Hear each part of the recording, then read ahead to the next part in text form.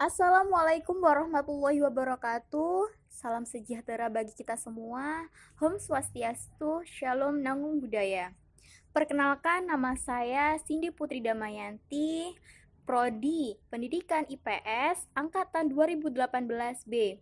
Di sini saya akan melakukan observasi wawancara guna memenuhi mata kuliah Geografi Kesejahteraan Indonesia.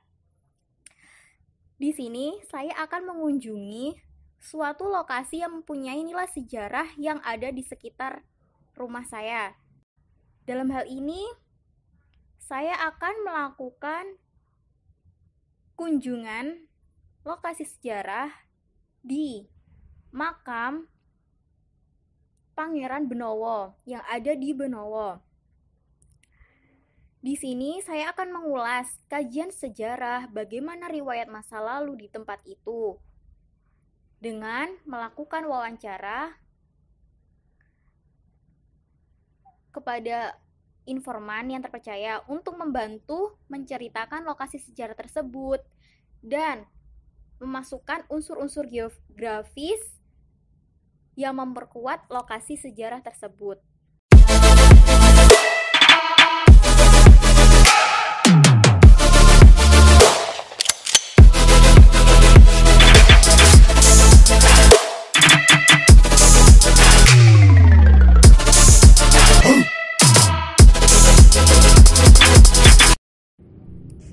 Selama ini, nama Benowo identik dengan tempat pembuangan akhir terbesar di Surabaya.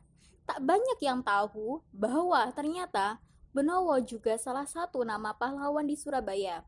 Apabila Anda berkunjung ke petilasan Wali Syekh Abdul Halim di area pemakaman Benowo Kerajaan, Surabaya, Anda akan mengetahui bahwa nama lain dari Syekh Abdul Halim adalah Mbah Tosari Pangeran Benowo. Sejarah Pangeran Benowo, putra Jagatingkir di Surabaya. Menurut Mbah Samud, seorang penjaga petilasan yang saya temui dan saya lakukan wawancara dengan beliau, menjelaskan bahwa Pangeran Benowo konon merupakan putra sematawayang dari Sultan Hadiwijaya atau yang lebih dikenal dengan nama Jakatingkir. Jakatingkir adalah raja pertama dari Kerajaan Pajang. Sejak kecil, Pangeran Benowo juga bersaudara dengan Sutawijaya, anak angkat Jakatingkir yang dikenal sebagai pendiri Kerajaan Mataram. Suatu hari, Pangeran Benowo mendapatkan amanat dari Jakatingkir untuk menyelidiki kesetiaan Sutawijaya terhadap Kerajaan Pajang. Tugas itu pun dilaksanakan Pangeran Benowo bersama Arya Pamalat, yang merupakan kakak ipar yang menjadi Adipati Tuban dan Patih Macanegara. Sayangnya, kedatangan mereka justru membawa duka dan kembali ke Pajang lantaran seorang prajurit Tuban secara tidak sengaja dibunuh oleh putra sulung Sutawijaya yang bernama Raden Rangga. Sesampainya di Pajang, Arya Pamalat pun melaporkan keburukan Sutawijaya tersebut, bahwa Mataram berniat memberontak terhadap Pajang dan ada prajurit yang terbunuh. Sementara itu, Pangeran Benowo mengatakan kalau terbunuhnya prajurit Tuban karena ulahnya sendiri. Ucapan Arya Pamalat pun terbukti.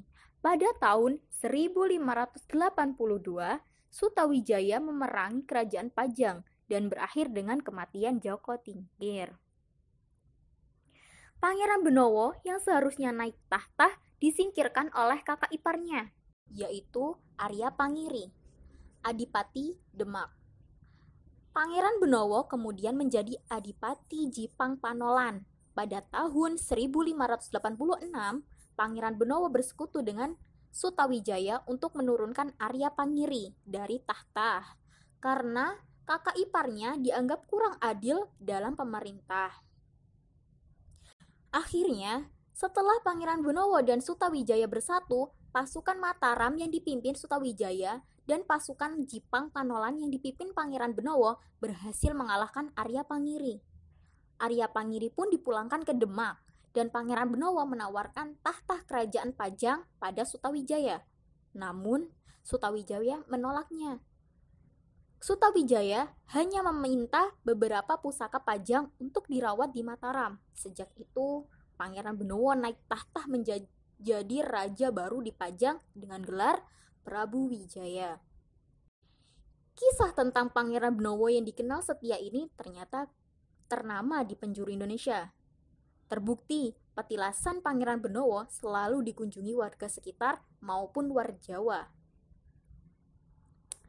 Menurut Mbah Samud, sering banget ada orang kesini, yakni ke petilasan tersebut.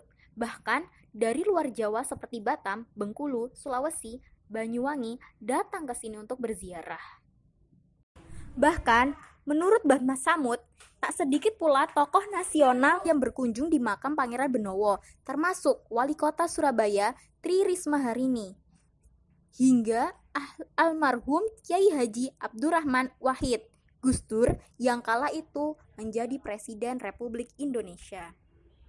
Analisis yang terpenting dari video ini adalah menggabungkan konsep sejarah dan geografis dalam satu kajian yang integratif. Akhir Kesultanan Pajang, naskah-naskah berabad-abad memberitakan versi yang berlainan tentang akhir kehidupan atau pemerintahan Pangeran Benowo. Ada yang menyebut Pangeran Benowo meninggal dunia pada tahun 1587.